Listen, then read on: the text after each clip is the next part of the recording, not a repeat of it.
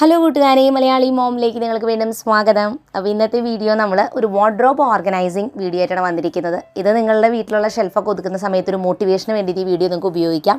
അപ്പോൾ ഇന്ന് ഞാൻ മക്കളുടെ 2 ഷെൽഫുകളാണ് ഒതുക്കുന്നത്. അപ്പോൾ ഇതിലാണ് അവർ പുറത്തോട്ടിടുന്ന ഡ്രസ്സുകളെല്ലാം തന്നെ വെച്ചിരിക്കുന്നത്.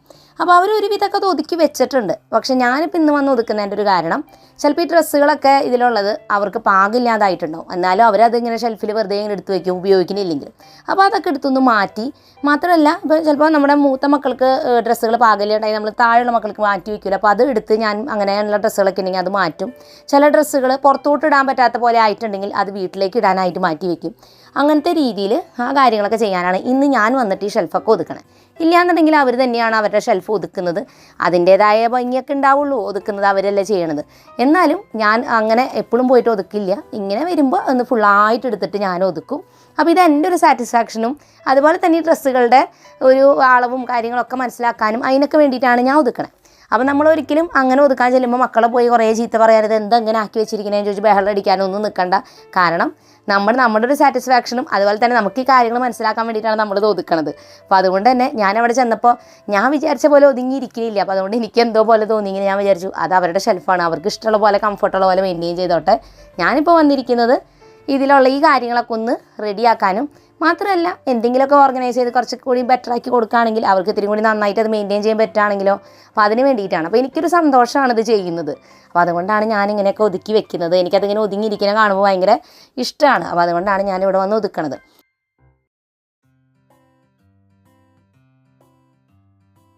അപ്പോൾ ഡ്രസ്സ് ഒതുക്കുമ്പോൾ പണ്ട് മുതൽക്കേ ചെയ്യുന്നൊരു കാര്യമാണ് കാറ്റഗറി തിരിച്ചിട്ട് വെക്കുക. അതായത് ഇപ്പോൾ ടീഷർട്ട്സ് ഒരു സെറ്റായിട്ട് വെക്കുക, ഷർട്ട് ഒരു സെറ്റായിട്ട് വെക്കുക, കുർത്ത, ജീൻസ്, അതുപോലെ ഷോർട്ട്സ് അങ്ങനത്തെയൊക്കെ യൂസ് ചെയ്യാൻ അനുസരിച്ച് നമ്മളെല്ലാം കാറ്റഗറി തിരിച്ച് വയ്ക്കുക. നിങ്ങളും അങ്ങനെയാവും ചെയ്യണത്. എന്നാലും ഞാൻ ചെയ്യണത് ജസ്റ്റ് പറഞ്ഞു എന്നുള്ളൂ. അപ്പോൾ അതെല്ലാം അങ്ങനെ തരം തിരിച്ച് വെച്ച് കഴിഞ്ഞാൽ എടുക്കാൻ പറ്റുന്നത് ഈസി ആയിരിക്കും. അപ്പോൾ കുട്ടികളോട് എത്രയ്ക്കൊക്കെ പറഞ്ഞാലും അവർ ഇതൊക്കെ ഞാൻ തരം തിരിച്ച് വെച്ച് പോയാലും കുറച്ച് കഴിയുമ്പോൾ അവർ വേറെ രീതിയിലേക്കാവും വെച്ചിട്ടുണ്ടാവാം.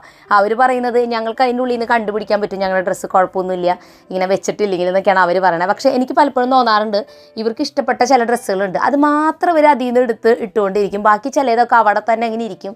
ചിലതിങ്ങനെ മടക്കി മുകളിലോട്ട് വെച്ച് കഴിയുമ്പോൾ കുറേ കഴിയുമ്പോൾ അത് താഴെ പോയിട്ടുണ്ട്, അത് കാണുന്നുണ്ടാവില്ല ആ ഒരു ഡ്രസ്സ്. അപ്പോൾ ഞാൻ വന്ന് ഇങ്ങനെ എല്ലാം അടക്കി പറക്കി വെക്കുമ്പോഴാണ് അവർ കാണാം ഈ ടോപ്പൊക്കെ ഇതിൻ്റെ ഉള്ളിൽ ഉണ്ടായിരുന്നോ എന്ന് തോന്നും.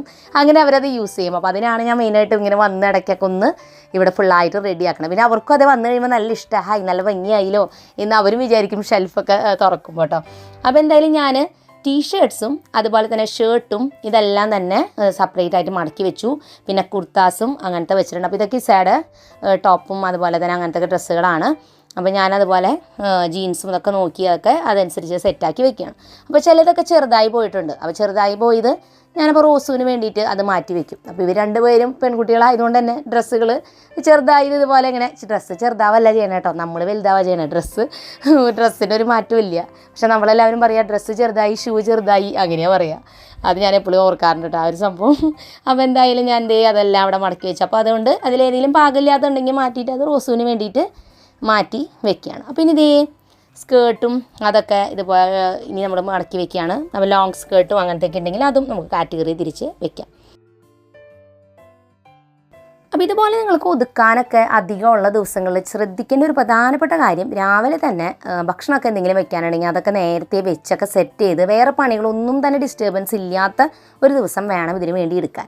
ഇല്ലയെന്നുണ്ടെങ്കിൽ നമ്മൾ ഈ തുണി മുഴുവൻ പുറത്തോട്ട് എടുത്തിക്കണ നേരത്ത് നമുക്ക് വേറെ പണികളൊക്കെ ചെയ്തിട്ടില്ലെങ്കിൽ അത് പെൻഡിങ് ആണോ എന്ന് ഓർത്ത് ചെയ്യാനിരിക്കുമ്പോൾ ഈ ചെയ്യുന്ന പണി ഒരു വൃത്തിയാവില്ല. മാത്രമല്ല നമുക്ക് ആകെ ദേഷ്യം വരും. എനിക്ക് അങ്ങനെയാട്ടോ, ഞാൻ അതുകൊണ്ടാണ് പറഞ്ഞത്. ചിലപ്പോൾ ഞാൻ ഈ തുണി മുഴുവൻ ഇങ്ങനെ പുറത്തേക്ക് വലിച്ചിടും. അപ്പോഴാവും ഞാൻ ഓർക്ക് അയ്യോ കറിയൊന്നും വെച്ചിട്ടില്ല, അതിൻ്റെ ഇടയിൽ കൂടെ ഇത് പുറത്തേക്ക് ഇടണ്ടായിരുന്നില്ല എന്ന് തോന്നും.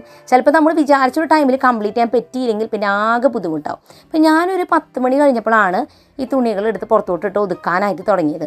12:30 വരെ ഇരുന്നിട്ടാണ് ഇത് മുഴുവൻ കഴിഞ്ഞത്. അപ്പോൾ എനിക്ക് അടുക്കളയിലെ പണികൾ കഴിഞ്ഞുകൊണ്ടാണ് സ്വസ്ഥമായിട്ട് ഇരിക്കാൻ പറ്റിയത്. അല്ലെങ്കിൽ എനിക്കും ഇരിക്കാൻ പറ്റില്ല ഇവിടെ ഇങ്ങനെ ഈ ഒരു ജോലി ചെയ്യാൻ. അപ്പോൾ അതുകൊണ്ട് തന്നെ പരമാവധി അങ്ങനത്തെ പണികളൊക്കെ ചെയ്ത് വെക്കുക. അല്ലെങ്കിൽ കറികൾ വല്ല എളുപ്പത്തിലുള്ളത് ഉണ്ടാക്കുക. തലേദിവസത്തെ കറി ബാക്കി എന്തെങ്കിലുമൊക്കെ ഉണ്ട് എന്നുണ്ടെങ്കിൽ അങ്ങനത്തെ ദിവസം ഇങ്ങനത്തെ ജോലികൾ ചെയ്യാം.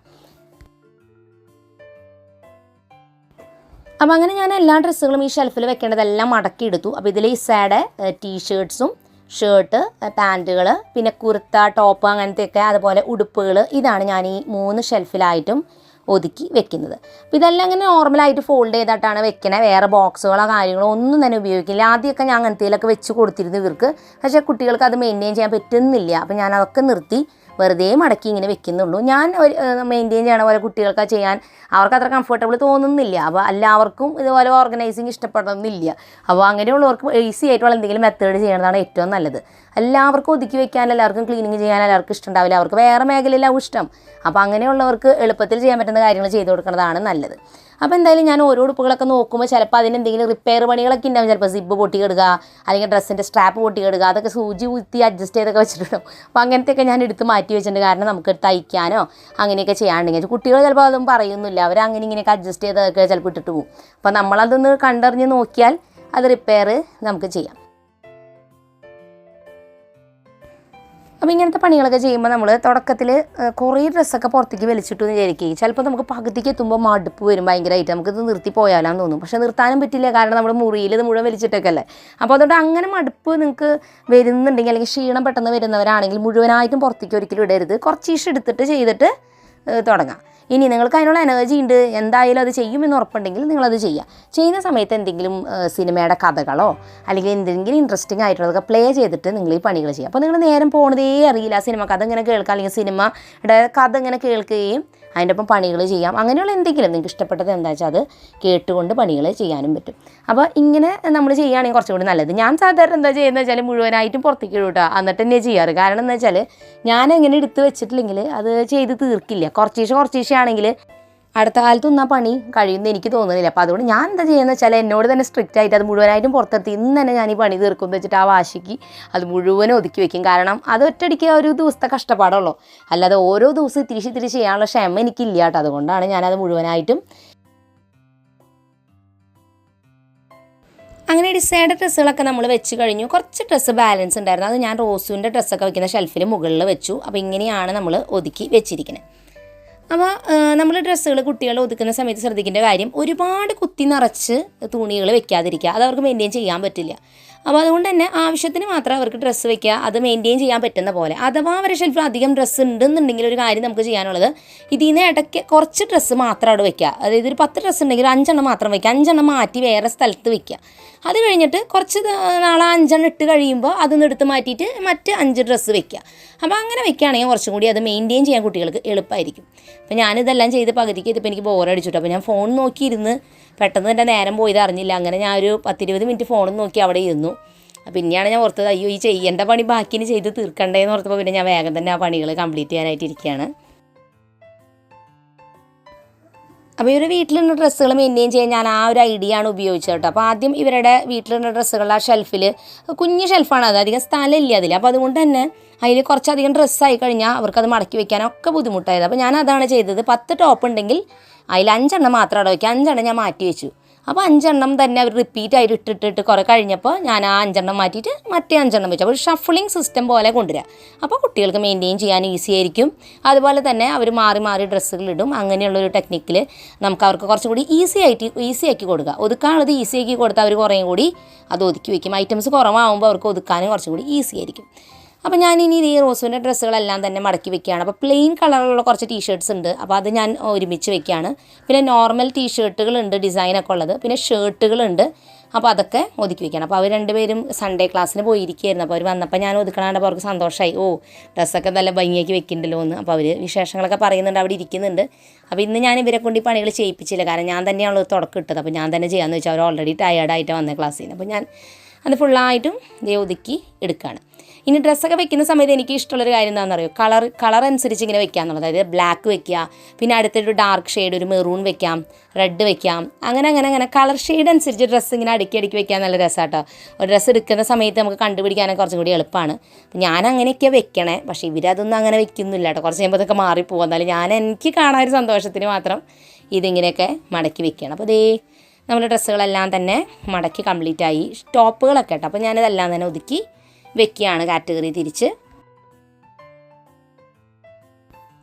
അങ്ങനെ നമ്മൾ ഷർട്ട്സും അതൊക്കെ ഒതുക്കി കഴിഞ്ഞു. അതിന് തൊട്ട് താഴെ തന്നെ പാൻറ്റുകളെല്ലാം തന്നെ വെക്കുകയാണ്.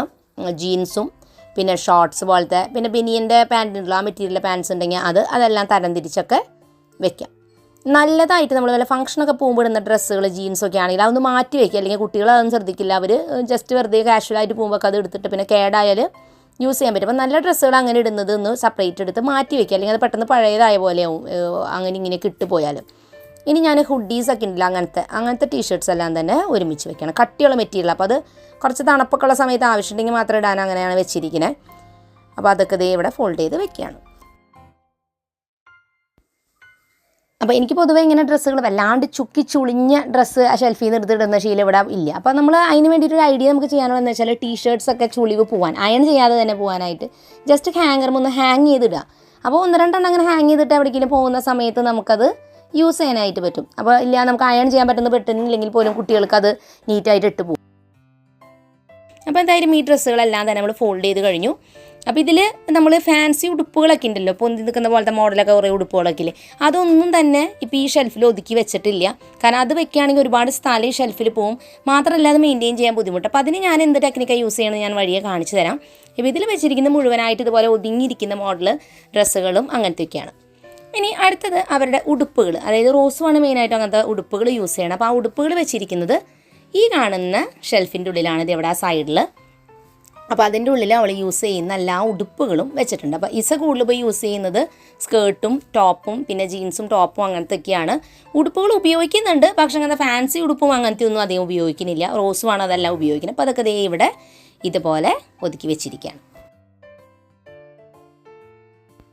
ഇനി വലിയ ഫാൻസി ഡ്രസ്സുകൾ, അതായത് വലിയ സ്കേർട്ടുകൾ അങ്ങനത്തെയൊക്കെ ഉണ്ടെന്നുണ്ടെങ്കിൽ അത് ഒതുങ്ങിയിരിക്കാൻ ഇതുപോലെ സാരി ബാഗ് എന്ന് പറഞ്ഞിട്ട് നമുക്ക് വാങ്ങാൻ കിട്ടും. അപ്പോൾ ഈ ബാഗ് 8 പീസായിട്ട് 6 4 അങ്ങനെയൊക്കെ കിട്ടും. അധികം വിലയൊന്നും വരുന്നില്ല. ഞാൻ അത് ഒരുപാട് നാളായി ഇത് ഉപയോഗിക്കുന്നു. ഒരു വലിയ കാര്യമായിട്ട് കേടുകൾ വന്നിട്ടില്ല. ചില സമയത്ത് ഇതിൻ്റെ സിബിന് കംപ്ലയിൻറ്റ് വരാറുണ്ട്. അത് 1-2 അങ്ങനെ പോയിട്ടുള്ളൂ. ബാക്കിയെല്ലാം ഒരുവിധം നന്നായിട്ട് ഇരിക്കുന്നുണ്ട്. അപ്പോൾ ഈ ബാഗിൻ്റെ ഉള്ളിൽ ഇങ്ങനത്തെ ഉടുപ്പൊക്കെ വെച്ചാൽ നല്ലതായിട്ട് ഒതുങ്ങി വൃത്തിയായിട്ടിരിക്കും. അപ്പോൾ ഇവരുടെ പട്ട് പാവാടകൾ, വലിയ സ്കേർട്ടുകൾ, ഫാൻസി ഉടുപ്പുകൾ ഇപ്പോൾ അധികം ഇല്ല, എന്നാലും ഉള്ളത് ദേ ഇങ്ങനെ ഈ ബാഗിലാക്കി ഈ താഴെയുള്ള ഷെൽഫിൽ വെച്ചിരിക്കുന്നത്. അത് ഫംഗ്ഷനൊക്കെ വരുമ്പോൾ മാത്രം ഉപയോഗിക്കാം.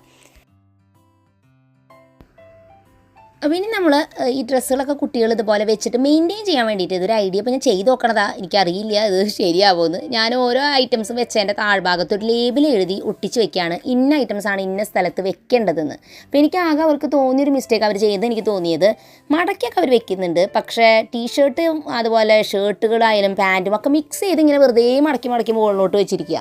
അപ്പോൾ അത് എടുക്കാനായിട്ട് ബുദ്ധിമുട്ടാണ്. മാത്രമല്ല ഓരോ ഐറ്റംസും നമുക്ക് ഇഷ്ടപ്പെട്ട ഒരു ഐറ്റം കിട്ടണമെന്നുണ്ടെങ്കിൽ ഇത് ഓരോന്നും ഇങ്ങനെ തപ്പണം. അപ്പം എനിക്ക് തോന്നി ഇത് ലേബിൾ ചെയ്ത് വെച്ചാൽ ഇന്ന സ്ഥലത്ത് ഇന്നത് വെക്കൂ എന്നൊരു ലേബിൾ വെച്ചാൽ കുറച്ചും കൂടി അത് വെക്കുമെന്ന് എനിക്ക് തോന്നുന്നു ഓർഗനൈസ് ചെയ്ത്. അതുകൊണ്ടാണ് ഞാൻ അങ്ങനെ വെച്ചിരിക്കുന്നത്. അപ്പോൾ നമുക്ക് കണ്ടറിയാം ഈ മെത്തേഡ് വർക്കൗട്ട് ആവുമെന്ന്. അവർ മടക്കി വെക്കുന്നുണ്ട്, അത് കുഴപ്പമില്ല. പക്ഷേ ഇത് ഇങ്ങനെ മെയിൻറ്റെയിൻ ചെയ്യാൻ ഇത് ഇവർക്ക് പറ്റുമെന്നാൻ വേണ്ടിയിട്ടാണ് ഞാനിങ്ങനെ ലേബിളൊക്കെ എഴുതി വെച്ചിട്ടുണ്ട് വലിയ സെറ്റപ്പിൽ. നമുക്ക് കണ്ടറിയാം ഇതെങ്ങനെ ഇരിക്കുന്നു. അപ്പോൾ ഇതെങ്ങനെയാണ് നമ്മൾ ഈ ഷെൽഫെല്ലാം ഒതുക്കി വെച്ചിരിക്കുന്നത്. അപ്പോൾ ഞാൻ വളരെ സാറ്റിസ്ഫൈഡ് ആണ്. നല്ല ഭംഗിയായിട്ട് ഞാൻ ഒതുക്കിയെന്ന് എനിക്ക് തോന്നുന്നു. അപ്പോൾ ഇനി ഇതുപോലെ മെയിൻറ്റെയിൻ ചെയ്യട്ടെ എന്ന് ഞാൻ വിചാരിക്കുന്നു.